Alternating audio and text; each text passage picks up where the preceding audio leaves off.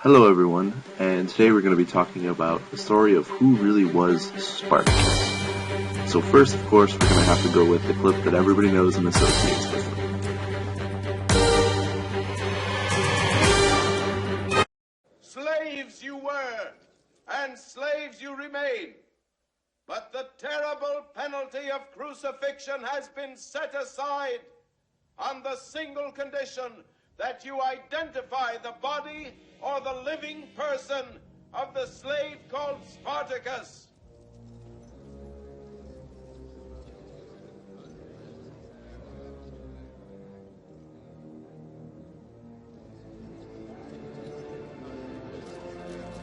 I'm Spartacus! I'm Spartacus. I'm Spartacus! I'm Spartacus! I'm Spartacus! I'm Spartacus. I'm Spartacus. I'm Spartacus!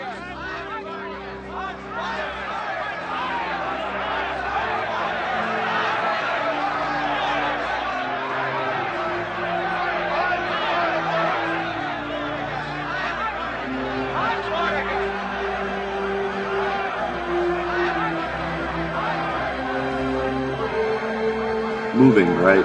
I know, it brings a tear to your eye. And that's perhaps why the story of Spartacus has endured so long and become so iconic. For years, the story of Spartacus has been used as the basis for all kinds of media, from movies and plays to even CDs. As a whole, they all attempt to show Spartacus as a heroic figure, a warrior, a leader, a fighter for justice and freedom. The accuracy, though, of these many permutations is questionable at best, especially due to the addition of scantily clad women that were almost undoubtedly not in the actual historical events. What we do know of the history of Spartacus, though, is actually quite interesting. He was not Roman, but Thracian. He began his career as a mercenary, and would eventually go on to serve in the Roman legion itself. This was ended, though, due to claims that he was perhaps either a deserter or a thief. As punishment for this, he became a slave, and due to his prior occupation, he was forced into becoming a gladiator.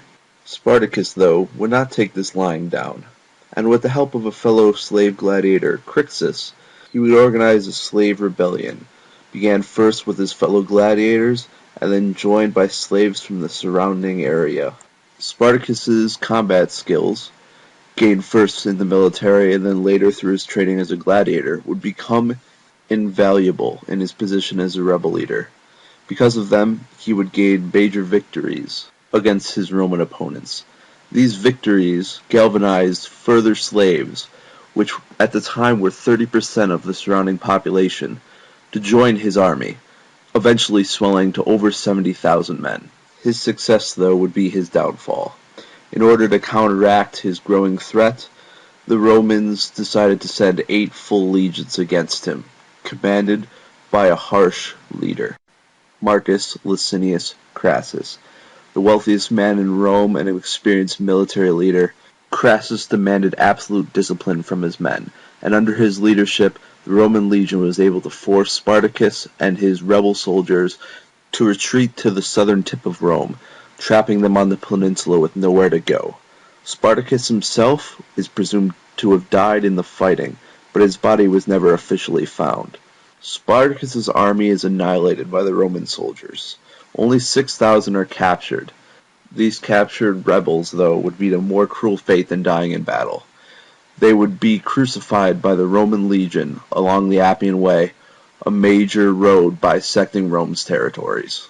And thus ended the tale of Spartacus, not with a bang, but with a whimper. And that's maybe what makes it so interesting, is that Spartacus didn't succeed, but that almost made him a martyr. He was a hero of the idea of freedom, something that we value very highly up to this day, and that is why we are still so fascinated with him and continue to retell his story.